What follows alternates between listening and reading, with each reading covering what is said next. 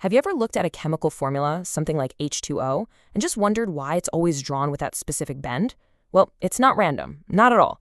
Molecules have very specific 3D shapes, and those shapes, they dictate everything, from how a medicine works in your body to what a flower smells like. So the big question is, how do we get from a flat formula on a page to a real three-dimensional object? Well, let's dive in and find out. Okay, so here's our game plan. We're going to start with why drawing in 3D is a challenge in the first place. Then we'll uncover the one simple, elegant rule that explains, well, everything.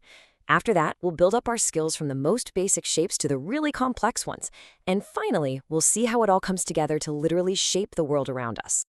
All right, so first things first, we've got this fundamental problem, right? Molecules live in a 3D world. They've got atoms pointing up, down, left, right, all over the place.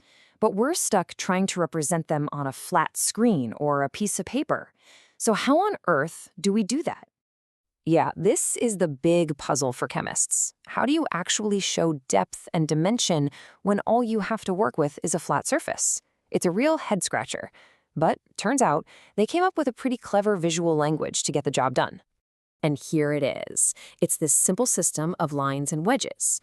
A normal, solid line, that just means the bond is flat, right there in the plane of the screen. But see that solid wedge? That's meant to look like it's getting closer, like that bond is popping right out of the screen towards you. And the dotted or dashed wedge? That's the bond that's fading away, going back behind the screen. It's a really simple but powerful code for seeing in 3D. Okay, so now we have the language to draw the shapes. But how do we know what shape to draw in the first place? You'll be amazed to find out that it all boils down to one single, incredibly powerful idea. Get ready for the big fancy name. It's called the valence shell electron pair repulsion theory, or, VSEPR for short. Now, the name sounds super complicated, but the idea behind it is shockingly simple. It just says that a molecule's shape is all about how the pairs of electrons around that central atom push each other away. And this, right here, is the golden rule. It's that simple. Just think of every pair of electrons as having its own little personal space bubble. They're all negatively charged, right? So they hate being near each other. They're going to push and shove and move around until they are as far apart as they can possibly get. That's it. That one single concept predicts almost every shape. It's amazing.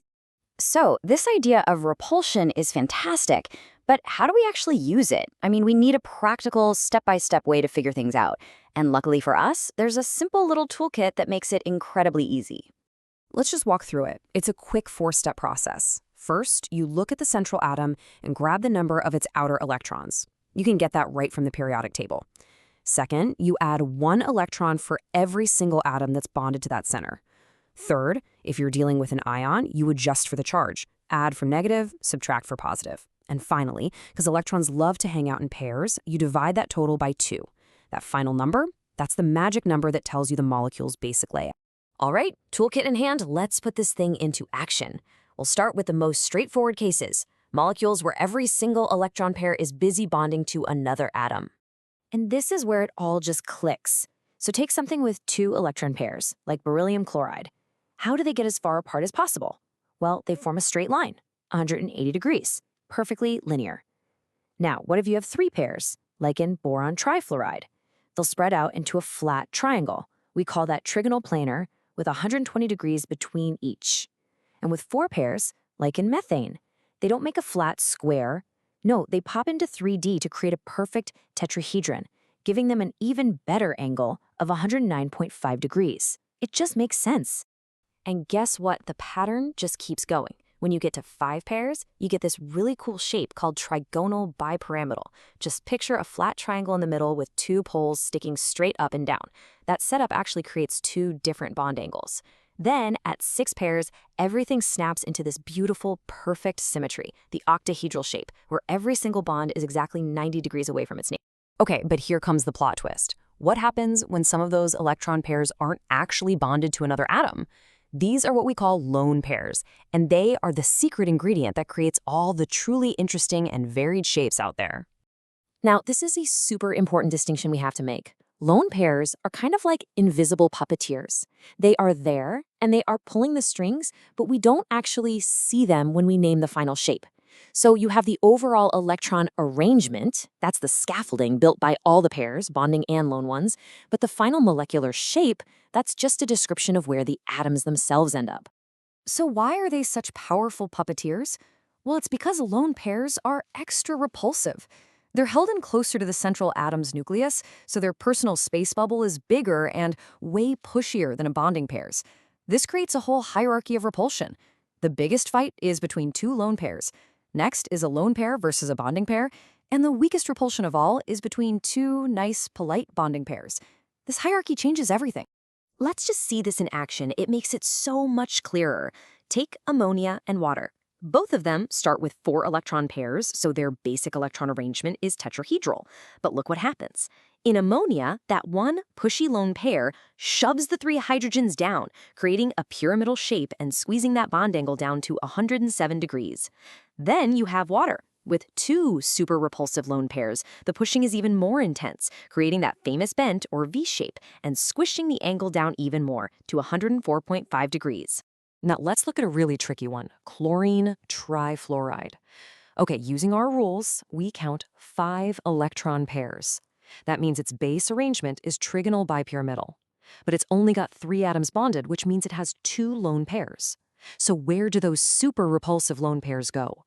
Well, they're going to grab the spots with the most elbow room to minimize all that pushing and shoving. And when they do that, woof, they force the actual atoms into this totally unexpected, but perfectly logical, T-shape. The rules just work. So let's just take a step back for a second and look at the big picture. We've gone all the way from a flat, simple drawing to predicting a complex 3D reality. And we did it all just by following a couple of really straightforward rules. And here it is. It all comes together in this beautiful, predictable system.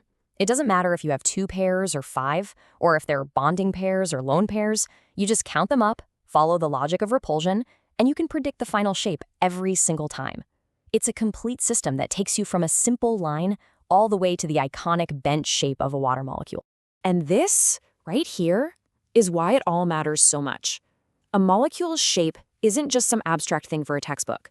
That exact 3D geometry is what allows a key to fit into a lock, a drug to fit into a receptor in your body, or a molecule in a flower to fit into a receptor in your nose and register as a scent. The shape is the function. So the next time you think about how something works at the smallest level, just remember that simple, powerful rule of electron repulsion that's secretly running the whole show. Makes you wonder, what else in our world is being controlled by these invisible geometric rules?